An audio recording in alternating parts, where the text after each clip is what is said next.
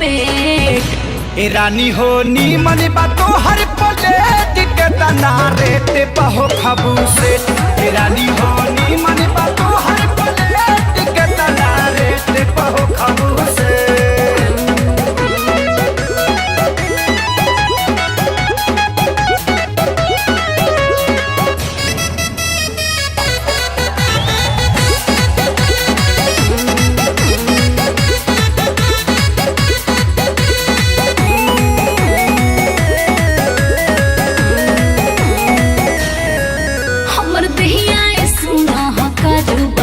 कहाँ से दिया माई कर होदा हमर दहिया सुनो काजू बादाम कहाँ से दिया माई कर होदा। हमनी के ऊपर ट्रस्ट कीजिए हो मैडम, तनी भोजन कराने का कोशिश कीजिए हो मैडम। बटक जाई पट से न बुझा चकले। ए रानी हो नी मन बातो हर के तना रेट पहो खबू से।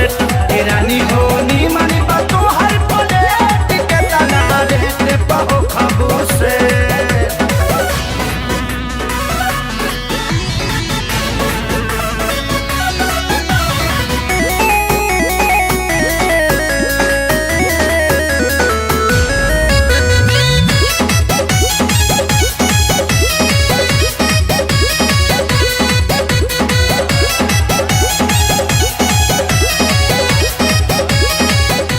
अब अपना बेटा के घर तुमने की देखो बतावा, ऑर्केस्ट्रा वाली के मुंह में पैसा धरा होता रे।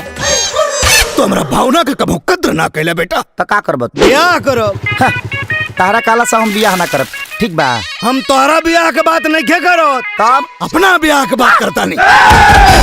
मैं अपनी जिंदगी अपने हिसाब से जीऊंगा। ना कभी धोखा दिया ना कभी गुनाह किया, कलयुगी बाप ने बेटे को तबाह किया। बाजी ए रानी हो नी मन बातो हर प्लेट